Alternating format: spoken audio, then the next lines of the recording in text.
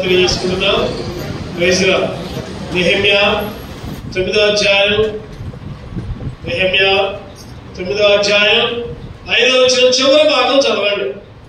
యెహోవాను స్తుతించునని చెప్పి ఇలాగు స్తోత్రము చేసి సకల ఆశీర్వచన స్తోత్రములకు మించిన నీ ఘనమైన నామము స్తుతింపబడును గాక.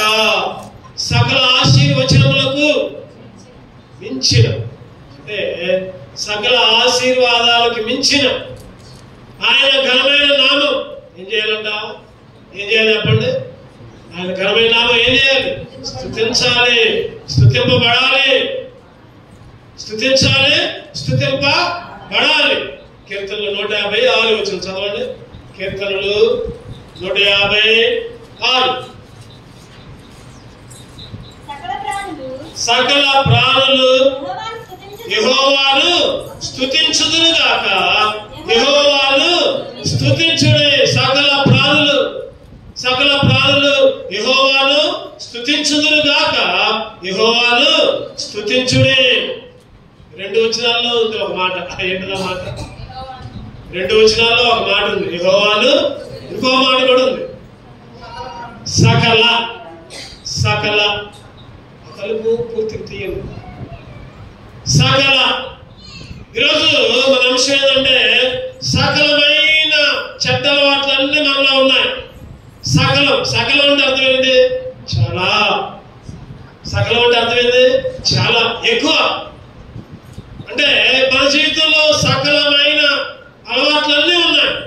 దేవుడు మన జీవితంలో ఉన్న సకలమైన వాటన్నిటినీ, సకలమైన చెడ్డ అలవాట్లన్నింటినీ తీసేశాడు. అందుకే ఆయన్ని స్తుతించాలి. అందుకనే నెహెమ్యా గారు అంటున్నారు కదా, సకల ఆశీర్వచనములకు మించిన నీ ఘనమైన నామం.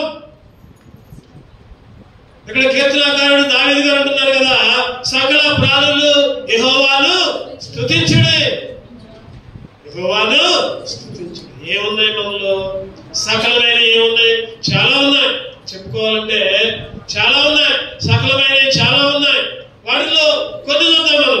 ఒక ఐదు విషయాలు సకలమైనవన్నీ చూసి దేవుడు వాటిని తీసివేశాడు కాబట్టి ఈరోజు దేవుని స్తుతించాలి. చూడండి, సకలమైనవి ఏమున్నాయి, ఏమి తీసేశాడు మనలో, మన జీవితాల్లో, మన కుటుంబాల్లో సకలమైనవి ఏమున్నాయి, ఏటిని ఎలా తీసేశాడు చూద్దామండి. మొదటిగా ఎహెజ్కేలు 36, 36:29. ఎహెజ్కేలు 36:29, 718 పేజీ. మీ సకలమైన అపవిత్రతను పోగొట్టి నేను మిమ్మును రక్షింతును. ఏంటంట? ఏముంది చెప్పండి? సకలమైన ఏముంది మన దగ్గర? సకలమైన అపవిత్రత. సకల అంటే అన్ని, మొత్తం అరికాలు మొదలుకొని నడినెత్తి దాకా మొత్తం అపవిత్రతే. ఎక్కడ కూడా మంచితనం లేదు, ఎక్కడ కూడా మంచిది లేదు. సకలమైన అపవిత్రత. యెషయా గారు రాసుకుంటూ 1వ అధ్యాయం 6వ వచనంలో అరికాలు మొదలుకొని చెప్పండి నడినెత్తి వరకు ఎక్కడ చూసినా గాయాలే, దెబ్బలే, పచ్చిపుండ్లే. అవి పిండబడలేదు, కట్టబడల, మెత్తగా చేయబడల, తైలముతో మెత్తగా. ఎక్కడ చూసినా అరికాలు మొదలుకొని నడినెత్తి వరకు ఏముందంటే అపవిత్రత ఉంది. ఏముంది చెప్పండి? అపవిత్రత, పాపం, దుర్మార్గం, సకలమైన అపవిత్రత. దేవుడంట నరుల్ని మంచోళ్ళగానే పుట్టించినాడు. దేవుడు పుట్టించినప్పుడు యథార్థవంతులుగానే పుట్టించాడు. చదువునమాట ప్రసంగి 7వ అధ్యాయం, ప్రసంగి 7:29 చదవండి. ప్రసంగి 7:29.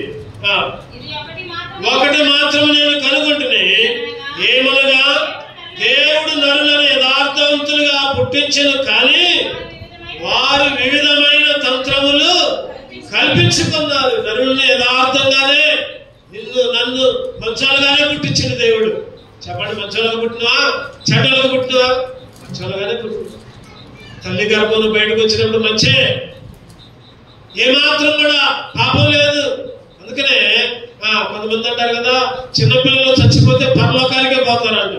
రక్షణాకర్ల బాప్తిస్మకర్ల చిన్నపిల్లలు అంటే చెప్పండి, మంచి చెడు తెలియనంత కాలం 2వ తరగతి 3వ తరగతి దాకా వాళ్ళకి మంచిదో తెలియదు, చెడేదో తెలియదు. ఈ రోజుల్లో చిన్నపిల్లలకు పోనెత్తే వాళ్ళే పెట్టుకుంటున్నారు. మొత్తం 2 సంవత్సరాలు 3 సంవత్సరాల వాళ్ళకి స్కూల్కి బాగుండే అన్ని పెట్టుకుంటున్నారు. యూట్యూబ్లు, తర్వాత పాటలు, ఆ జోక్స్ అన్ని పెట్టుకుంటూ ఉన్నారు. చిన్నపిల్లలు మంచి వాళ్ళగానే ఉంటారు. తర్వాత అన్ని మంచి చెడులు తెలుస్తాయి, పాపంలో ఉంటారు. అందుకనే దేవుడు నరుల్ని యథార్థవంతులుగానే పుట్టించాడు. కానీ వాళ్ళే ఏం చేశారంట? వివిధమైన తంత్రములు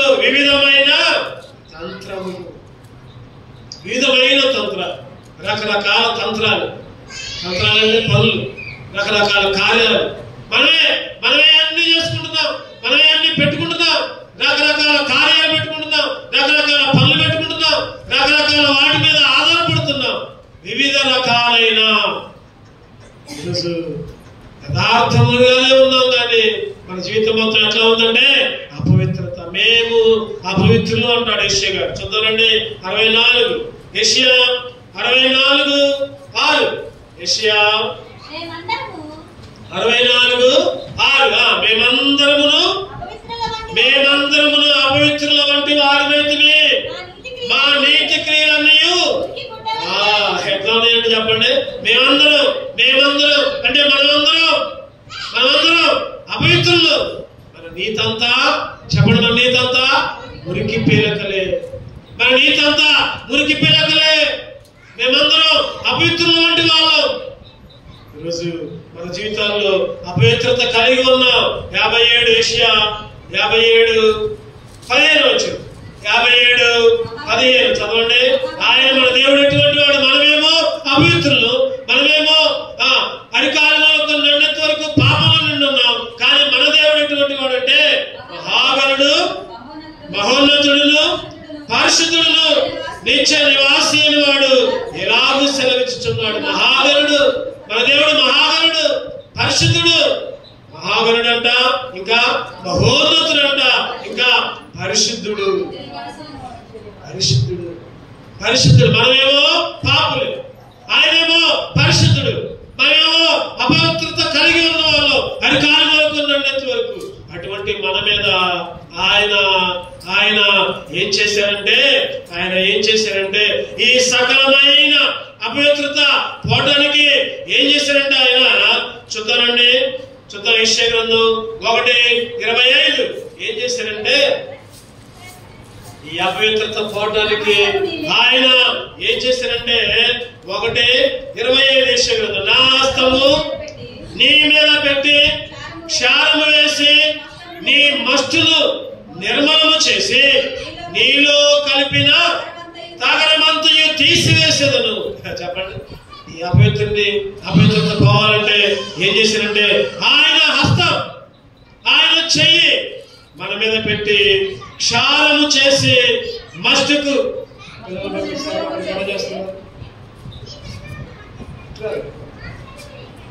నా హస్తము పెట్టి క్షారము చేసి నీ మస్టును నిర్మలము చేసి నీలో కలిపిన తగరమంతా మస్టంతా ఏం చేసిన దేవుడు చెప్పండి. ఆయన చేతితో మొత్తాన్ని తీసేసి, మొత్తాన్ని తుడిచిండు, మొత్తాన్ని తీసి పడేసిండు కూడా మాట చెప్పాలంటే. మస్ట్ మొత్తం కూడా తీసివేసిండు. ఎస్కేలు 36:25 చదువుతారండి మళ్ళీ ఒకసారి.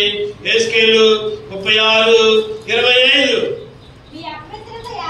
మీ అపవిత్రత యావత్తు పోవునట్లు నేను మీ మీద శుద్ధ జలము చల్లుదును, మీ విగ్రహంలో మీకు కలిగిన అపవిత్రత అంతయు తీసివేసేదను. ఎంత చక్కటి మాట చూడండి. ఒకటోది, మన అపవిత్రత అంతా పోవడానికి ఏం చేసిందంటే ఫస్ట్ తగరం మొత్తం తీసేయాలంటే ఆయన చేయబెట్టిండు. రెండోది, మన అపవిత్రత అంతా పోవాలంటే విగ్రహాల కంటే అంటుకున్న మట్టి మొత్తం లేదా అపవిత్రం మొత్తం పోవాలంటే ఆయన శుద్ధ జలం చల్లాడంట. ఏం చల్లాడు? శుద్ధ జలం. ఏంటిదా శుద్ధ జలం? చెప్పండి, ఏంటిదా శుద్ధ జలం? చెప్పాలి. ఏంటిదా శుద్ధ జలం? ఆయన రక్తమే, ఆయన పరిశుద్ధ రక్తమే. 1 Petrus 2:18-19 వచ్చిన ప్రకారం అమూల్యమైన గొర్రెపిల్ల నిష్కలంకమైన పరిశుద్ధ రక్తం. ఆ రక్తము మన మీద చల్లాడు, శుద్ధ జలం చల్లాడు. చక్కటి మాట. ఏముందంటే అక్కడ చెప్పండి, ఏముంది? అపవిత్రత యావత్తు పోవునట్లు నేను మీ మీద శుద్ధ జలము చల్లాను. శుద్ధ జలం. నేనైతే సకల అపవిత్రుడిని. చెప్పండి, ఎటువంటి అపవిత్రులు మనం? సకల. మన అంశం ఏంటంటే ఈరోజు చెప్పండి, మన అంశం ఏంటి? సకలమైనవి మన జీవితంలో దేవుడు ఏమేమి తీసేశాడు? సకలమైన వాటినన్నింటినీ తీసివేశాడు. దావీదు గారు అంటున్నారు, నెహెమ్యా గారు అంటున్నారు, సకల ఆశీర్వచనాలకి మించినది ఘనమైన నామాన్ని స్తుతిస్తా. సకల పరిశుద్ధులు సకల విషయాల్లో సకలము నిన్ను స్తుతిస్తానే దావీదు గారు కూడా 150వ కీర్తనలో 6వ వచనంలో చదువుకున్నాం మనం. ఏముంది సకలమైనవి మన జీవితాల్లో? ఒకటోది చెప్పండి, ఏముందంటే సకల అపవిత్రత. సకల అపవిత్రత ఎట్లా తీసేసిందంటే ఆయన చెప్పండి, ఆయన చెయ్యి పెట్టి ఫస్ట్ మొత్తం తీసిండు, తగల మొత్తం తీసేసిండు. యెషయా 1:25 ప్రకారం. రెండోదిగా ఎట్లా తీసేసిందంటే ఎహెజ్కేలు 36:25 వచ్చిన ప్రకారం శుద్ధ జలము చల్లి మొత్తం కడిగాడు. శుద్ధ జలం చల్లి కడిగాడు. రెండోది చూద్దానండి. రెండోది మన జీవితంలో ఇంకా సకలమైనవి ఉన్నాయి. ఎఫెసీయులకు రాసిన పత్రిక 4వ అధ్యాయం 31వ వచనం. ఎఫెసీ 4:31. సమస్తమైన ద్వేషము, కోపము, క్రోధము, అల్లరి, దూషణ, సకలమైన దుష్టత్వము. చెప్పండి, ఏంటది? సకలమైన దుష్టత్వం.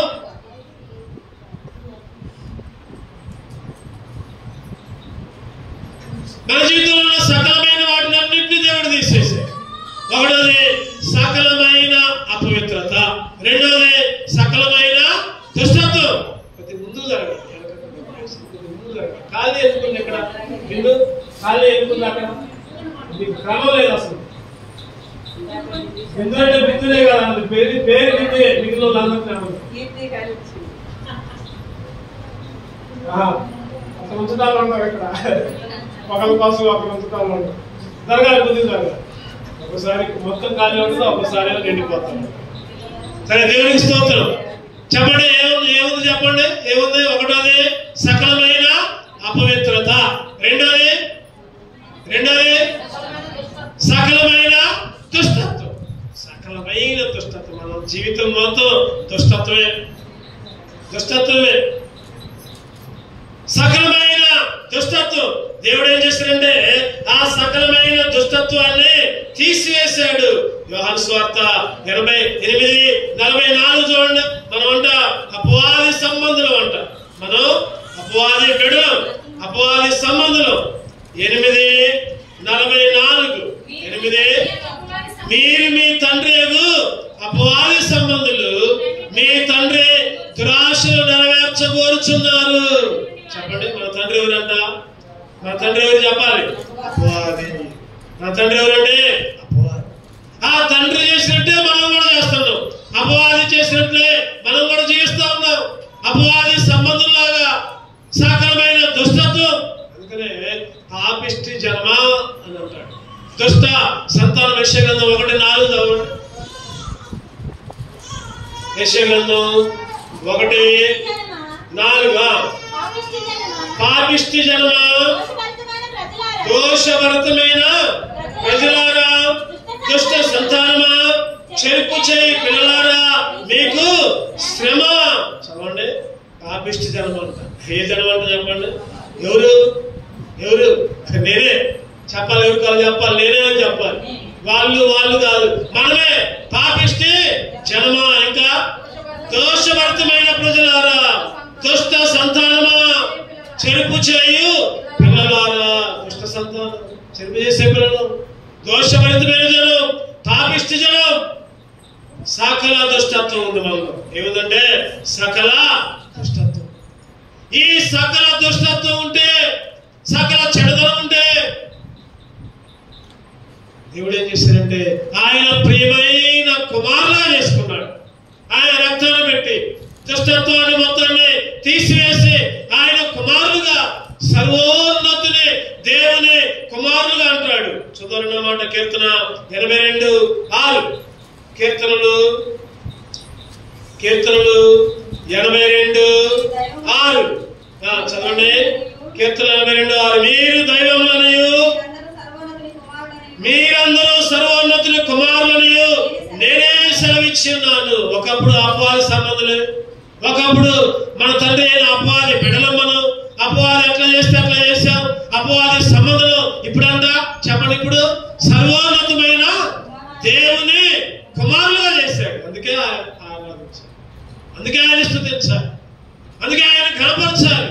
ఎందుకంటే సకల దుష్ట సంబంధమైన పాపిష్టి జన్మగా, చెరుపు చేసే బిడ్డలుగా, రకరకాలుగా దుష్ట సంతానముగా ఈ లోకంలో జీవిస్తూ ఉంటుంటే ఆయన సకలమైన దుష్టత్వాన్ని తీసివేసి అపవాది బిడ్డలుగా ఉన్న మనల్ని చెప్పండి సర్వోన్నతుని దేవుని కుమారులుగా చేశాడు.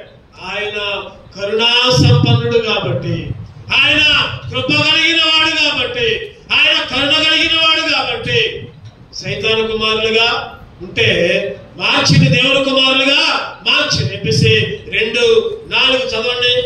ఎఫెసీ 2:4 అయినను దేవుడు కరుణా సంపన్నుడైండి మనము మన అపరాధముల చేత చచ్చిన వారిగా ఉంటే, సచ్చిన వారై ఉండినప్పుడు సైతము మన ఎడల చూపిన తన మహాప్రేమ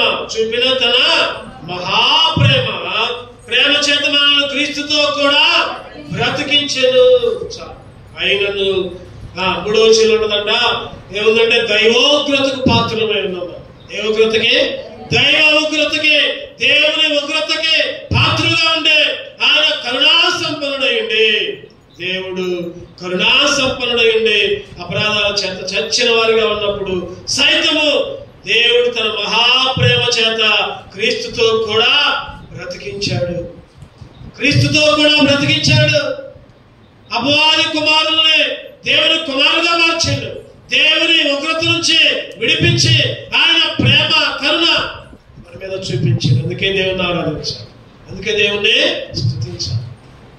సకలమైన దుష్టత్వం తీసివేశాడు. మూడోది సకలమైన అపవిత్రత తీసివేశాడు. అట్లా చెప్పాలి, అట్లా ఆయన చేయి పెట్టాడు, హస్తం పెట్టాడు, తగరం మస్తు మొత్తం తీశాడు. రెండోది ఆయన శుద్ధ జలం చల్లి అంటే ఆయన రక్తమే సకల అపవిత్రత తీసేసాడు. రెండోది సకల దుష్టత్వాన్ని తీసి ఏం చేశాడు?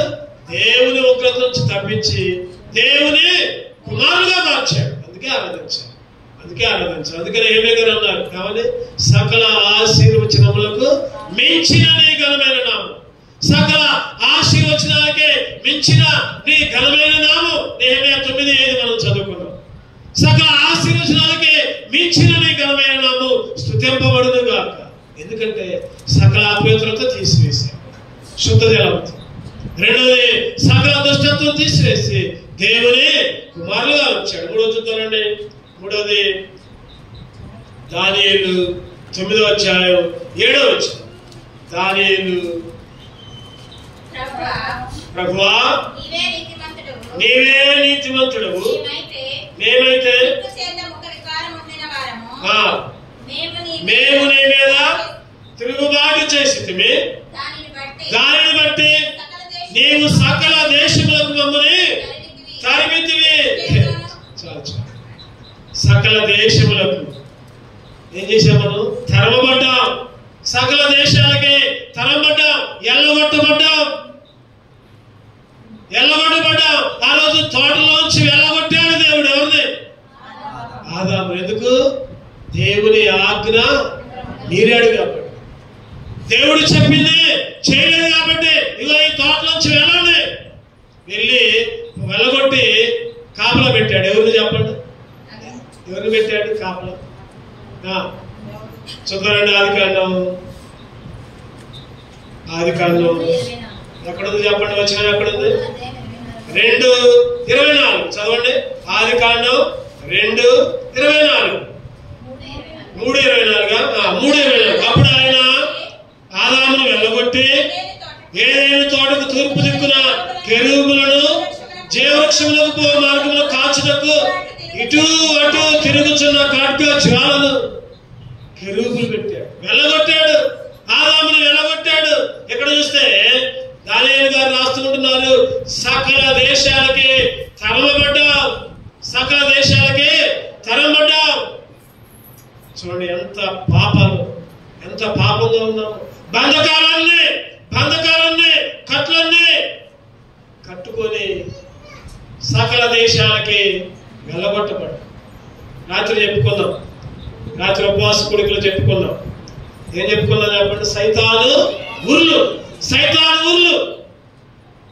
రకరకాలుగా సైతాను ఉర్లు పడుతుందంట. 5 రకాలు చెప్పుకున్నాం. రాత్రి వచ్చిన చెప్పండి. ఒకటోది ఏంటి? వాస్తవం అనే ఊరి.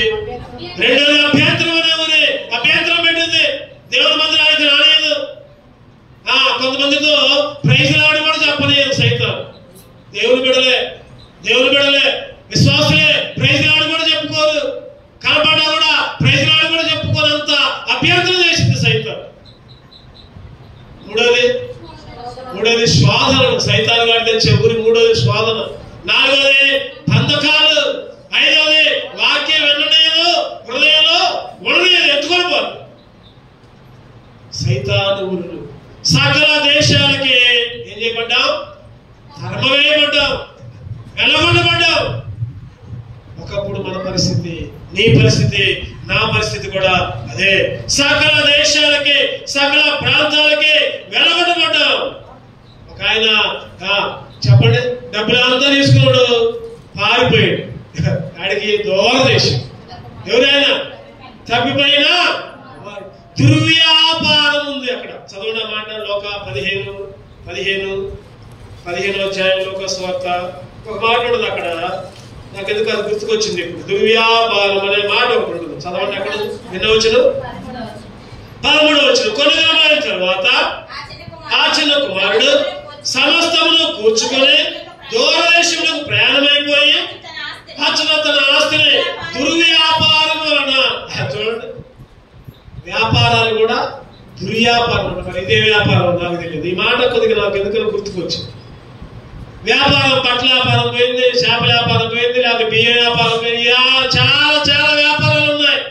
ఈ వ్యాపారాలన్నీ కాదనుకొని ఏ వ్యాపారం అంటే ఇక్కడ చెప్పండి, ఏ వ్యాపారం? దుర్వ్యాపారం.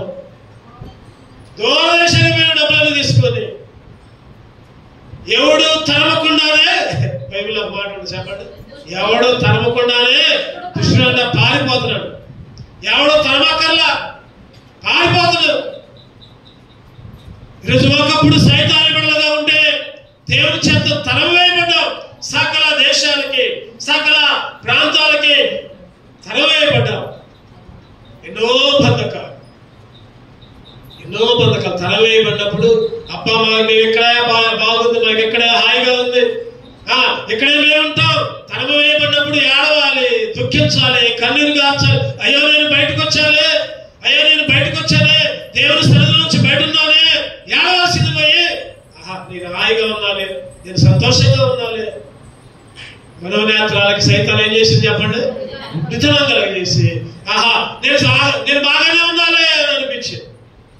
నేను బాగానే ఉండాలి, తరం వేయబడ్డా కూడా నేను బాగానే ఉండాలి. ఆదాము, అవ్వ, ఆ కయ్యను, హేబేలు ఇష్టం వచ్చిన జీవితం. దేవుడి దగ్గర పోయి క్షమాపణ అడగల. వెళ్ళగొట్టింది అయ్యా, తప్పైందయ్యా, క్షమించయ్యా, ఇంకోసారి అట్లా చెయ్యవు, నువ్వేం చెబితే అది చేస్తావంటే దేవుడు కరుణించేవాడేమో.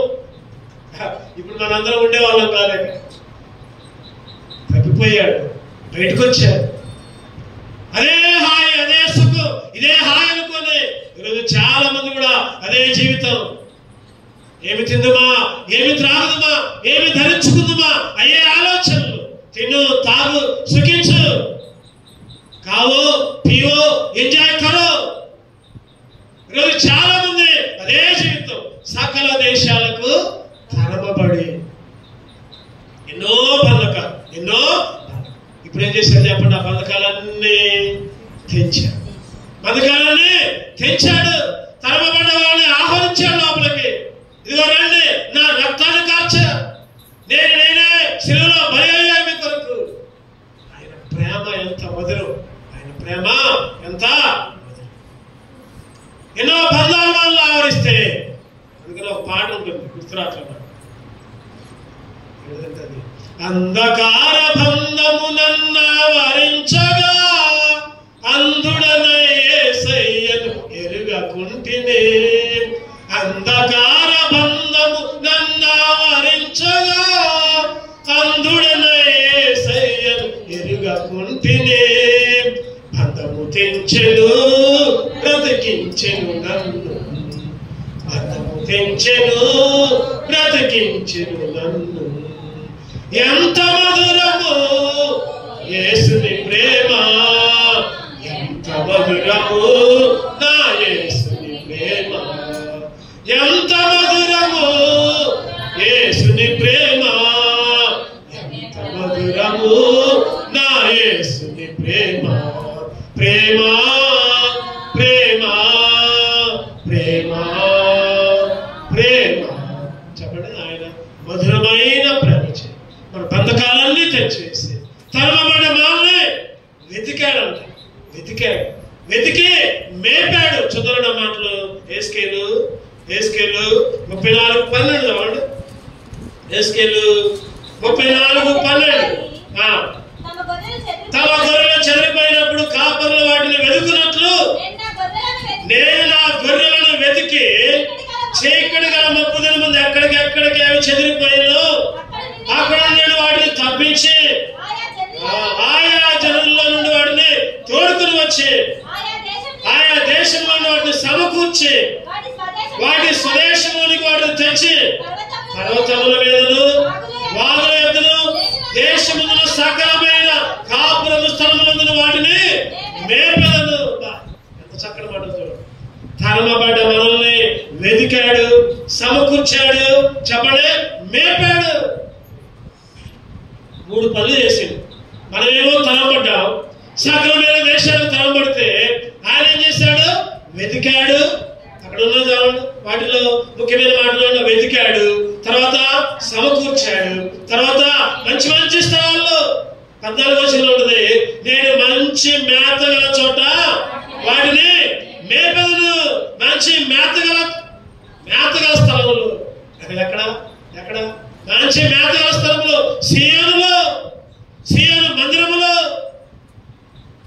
126 1 వచ్చింది. 126 1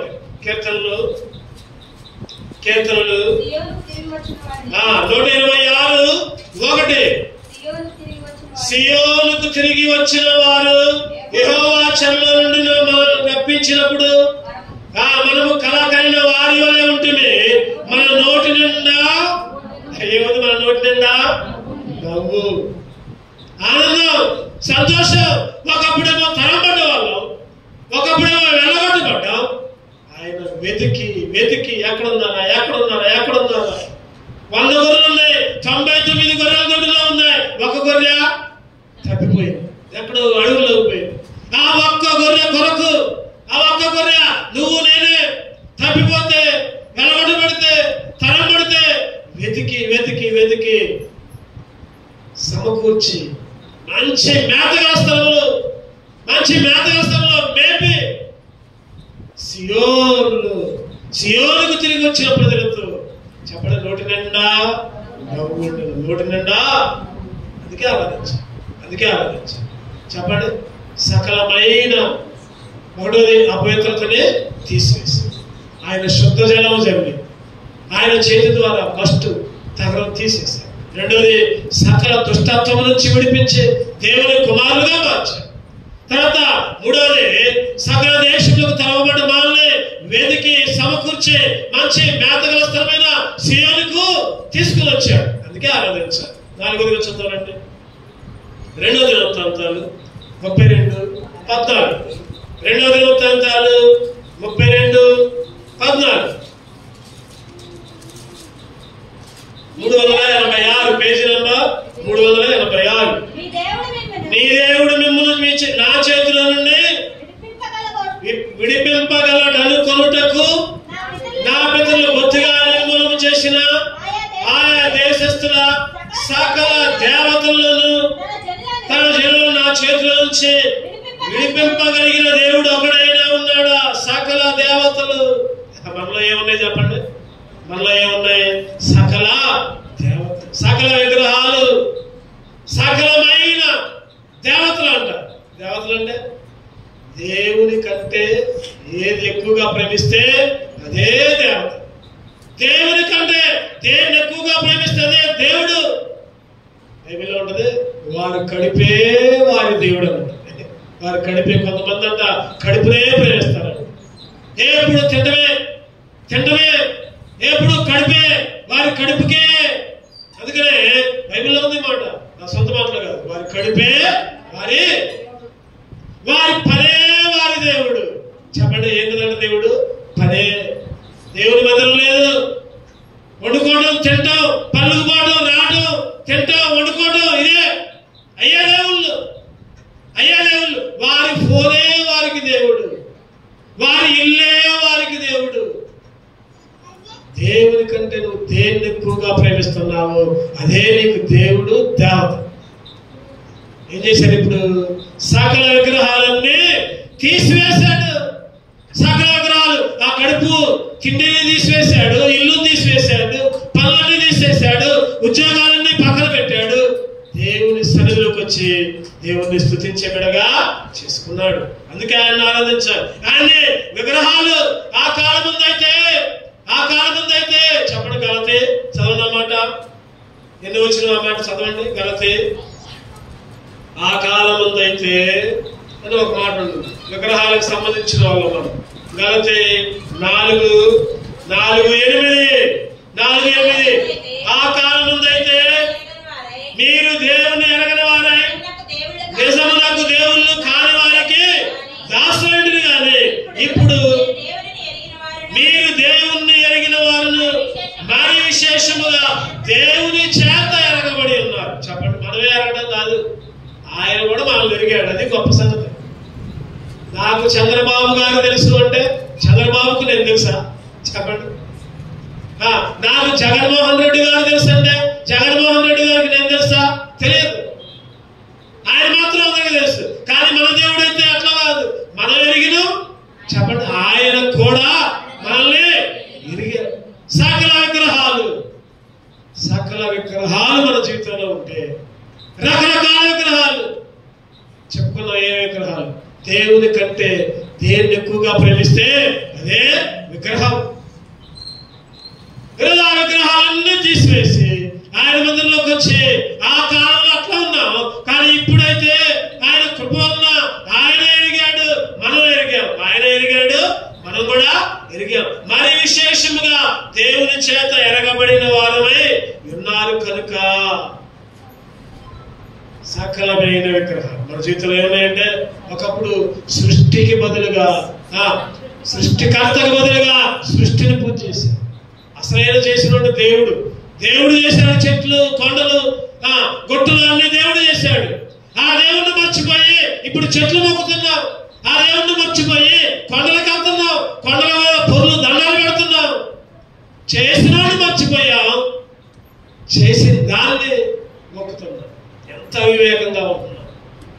అందుకని రోమా 1:24 అనుకుంటా, 25 అటువారు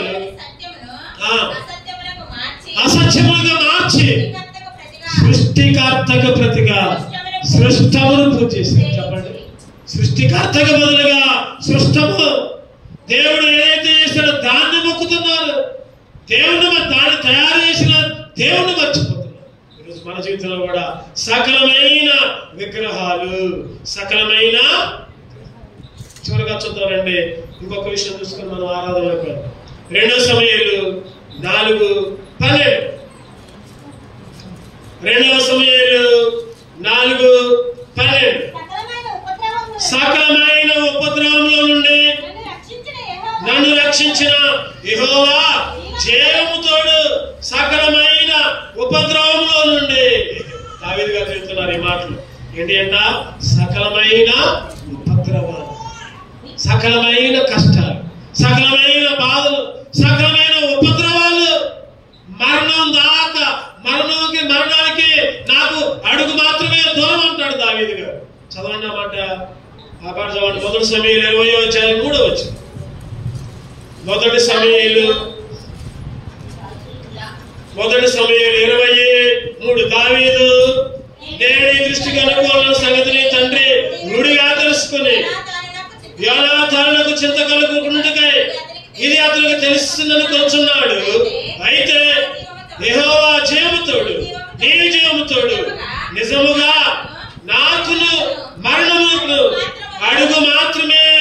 మరణానికి నాకు ఎంత ఉందా? అడుగు మాత్రమే. మరణానికి నాకు అడుగు మాత్రమే. ఇక చచ్చిపోయే పరిస్థితి, ఇక అడుగే ఉంది, దూరం ఇక చావడే. ఎన్నిసార్లు నిన్నడను దేవుడు కాపా. మరణానికి అడుగు కాదు, మరణానికి బెత్తల్లోనే ఉన్నాం మనం. మరణానికి చిటికిన వేలంత దూరంలోనే ఉన్నాం. ఒకసారి అయితే నా జీవితంలో చెప్పా, ఎన్నోసార్లు చెప్పాను మీకు. ఊటీ వెళ్ళాం, మేమందరం ఊటీ వెళ్ళాం. ఆ రోజు మీటింగ్కే వెళ్ళాం. మా నాన్నగారు, మా అమ్మగారు, మేము, మా పిల్లలు అందరూ. మా పిల్లలు చిన్న పిల్లలు. పెద్ద యాక్సిడెంట్, బస్సు వచ్చి కారు గుద్దింది. ఊటీలోనే మీటింగ్ అయిపోయింది. మేము అనుకున్నాం కదా అక్కడ కొన్ని ప్రాంతాలు చూసి వద్దామని అనుకుని మా నాన్నగారు బుక్ చేసి కారు వస్తే కారుకి బస్సు వచ్చి గుద్దింది. అక్కడికే కారు మొత్తం దెబ్బతిన్నది. నేనైతే పడిపోయా. అందరూ అనుకున్నారు, అక్కడ చుట్టూ మొత్తం మూగారు. ఇక నేను చచ్చిపోయా అనుకున్నారు అందరూ. నేను చనిపోయా అనుకున్నారు. మా అమ్మగారు ఆ కారులో అట్లనే బైబిల్ చదువుకుంటూ కూర్చుంది. మా అమ్మగారికి కొద్ది దెబ్బ కూడా తగలదు. తర్వాత శైలి, బన్సి, వాళ్ళమ్మ లత ఏ మాత్రం కూడా తగల వాళ్ళకి. ముందు సీట్లో నేను కూర్చున్నా. మణిపాలు, ఝాన్సీ పిల్లలు, మా నాన్నగారు, మా అమ్మగారు. మా నాన్నగారు నేను ముందు కూర్చున్నా. మా నాన్నగారికి కొద్ది దెబ్బ తగిలి నేనేం పడిపోయి అందరూ చనిపోయారు అనుకున్నాను. టీవీలో స్క్రోలింగ్ కూడా వచ్చింది మద్రాసులో. ఆ రోజు అసలు మమ్మల్ని వెంటనే హాస్పిటల్కి తీసుకెళ్లారు. వాళ్ళు చెప్పడం ఏంటంటే అసలు బ్రతికే పరిస్థితి కాదు. చెప్పండి, ఎంత దూరంలో పోయాం మరణానికి? చిట్టికెడదు. ఆ టైంలో సేవ లేదు. ఆ టైంలో ఏదో నవకార్థంగా మందిరానికి వచ్చేవాళ్ళం. ఆ టైంలో మా అమ్మగారు అయితే ప్రార్థన చేసేవాళ్ళు. మీటింగ్లు కదా, ఊటీలో మీటింగ్లు కదా అని పోయాము. దేవుడు చిట్టికిన వేలు దూరంలో మరణాన్ని ఉంచాడు. ఎన్నోసార్లు, అదొక్కసారే కాదు, ఎన్నోసార్లు మరణానికి మనకి ఎంత దూరం? బెత్తెడు, చిటికెడు అడుగు దూరంలో సకలమైన ఉపద్రవాలు. నిజంగా ఆ రోజు నేనే పడ్డా. పిల్లలకి, చిన్నపిల్లలు వాళ్ళకి ఏదైనా జరిగితే ఎట్లా ఉండేది అసలు. తర్వాత 2 గంటల తర్వాత నాకు స్పృహ వచ్చింది. హాస్పిటల్లో ఉన్నాం. మా టికెట్లు అన్నీ మళ్ళీ క్యాన్సిల్ చేసుకుని మళ్ళీ బుక్ చేసుకొని రావడం జరిగింది. నిజంగా ఎన్నోసార్లు ప్రభువా ఈ టైంలో నేను ఇక్కడ ఉన్నానంటే అది కేవలం నీ కృప. ఇందాక నాగమణి సిస్టర్ ఒక పాట పాడాడు. ఏం పాట అది? ఈ స్థితిలో ఉన్నానంటే, ఇంకా బ్రతికున్నానంటే నీ కృపా, నీ కృపా, నీ కృపా, నీ కృప. ఆయన కృపే. ఈరోజు నాకే కాదు, ఇటువంటి అనుభవాలు మీలో కూడా చాలా మందికి ఉండొచ్చు. చాలా మంది అటువంటి అనుభవాలు కూడా మరణము అడుగు దూరంలోనే ఉంది. ఫీబే సుందర యాక్సిడెంట్ మేము వెనకనే ఉన్నాం. అందరూ చనిపోయారు అనుకున్నాం. వెనకొచ్చే బండ్లు ఎక్కాయనుకున్నాం. ఎంత ఆశ్చర్యకరం నేను కళ్ళారా చూస్తాను. ఈరోజు ఎంతో మందికి ఎన్నో పరిస్థితుల్లో సకలమైన, చెప్పండి, ఉపద్రవాలు, సకలమైన చావు అంచులు. షడ్రకు, మేషకు, అబేద్నెగోలు ఎక్కడున్నారు? అగ్నిగుణాలు అందరూ అనుకున్నారు. దాంట్లో వేసిన వాళ్ళే చచ్చిపోయారు. ఎవరైతే వాళ్ళని పట్టుకొని వేశారో బయట ఉండి వాళ్ళు అగ్నికి తాళాక చచ్చిపోయారు. కానీ వాళ్ళతో పాటు ఎవరు తిరిగారు? దేవుడు తిరిగారు. దానియేలుని ఎక్కడేశారు? సింహాల బోనులో. చెప్పండి, మరణపు అంచుల దాకా. ఎక్కడ దాకా? మరణపు అంచుల దాకా. మరణపు అంచుల దాకా. యేసేపు గుంటలోకి పోయాడు, చచ్చిపోయారు అనుకున్నారు. కానీ ప్రధానమంత్రి అయి కూర్చున్నాడు. దేవుని కార్యాలు చెప్పండి, కంటికి కనబడవు, చెవికి వినపడవు, హృదయానికి వచ్చినము సకలమైన ఉపద్రవాలు, సకలమైన షడ్రకు మేషకు అబేద్నెగోలతో అగ్నిలో నిలచితివి, దానియేలుకు సింహపు బోనులు విజయమునేచితివి. షడ్రకు మేషకు అబేద్నెగోలతో అగ్నిలో నిలచితివి, దానియేలుకు సింహపు బోనులు విజయమునేచితివి. చెప్పండి. యేసు అవి కంటికి కనబడవు, హృదయానికి గోచరించవు. అవి కంటికి కనబడవు, హృదయానికి గోచరించవు. యేసుని కార్యములు ఎంతో గొప్పవి, తండ్రి నీ తలంపులు లెక్కలేనివి.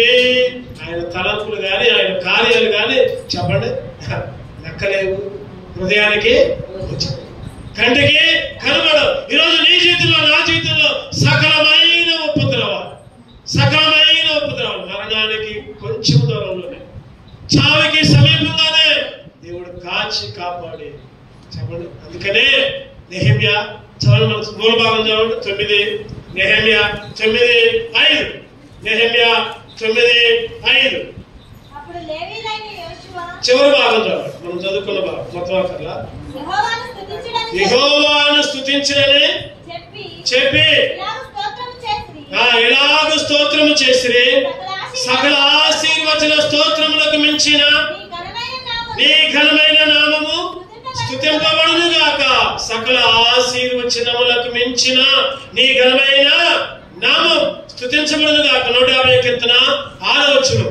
సకల ప్రాణులు యెహోవాను స్తుతించుదురు గాక. సకల ప్రాణులు, సకల ప్రాణులు యెహోవా స్తుతించుడే, సకల ప్రాణులు యెహోవా స్తుతించుడే. హల్లెలూయా ఆమేన్. ఎల్లప్పుడు దేవుని స్తుతించుడే, ఎల్లప్పుడు దేవుని స్తుతి. ఎటువంటి పరిస్థితుల్లోనైనా సకల ప్రాణులు, సకల ఆశీర్వచనాలకు మించిన ఆయన ఘనమైన నామాన్ని ఆరాధించాలి, స్తుతించాలి. ఎందుకంటే మన జీవితంలో సకలమైన వాటిని తీసివేశాడు. చెప్పండి. ఒకటోది ఏంటి తీసేశాడు? సకలమైన అపవిత్రతను తీసేశాడు. రెండోది సకలమైన దుష్టత్వాన్ని తీసేశాడు. మూడోది సకల దేశములకు తరపబడ్డ వాళ్ళని వెతికి సమకూర్చి మేపాడు. నాలుగోది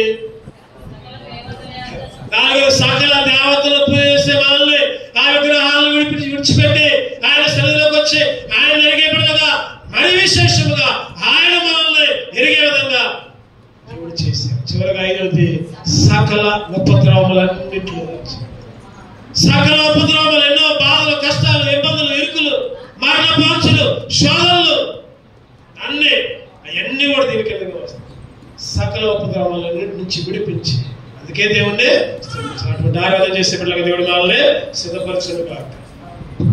2 గంటలు పాడబడుకుందాం.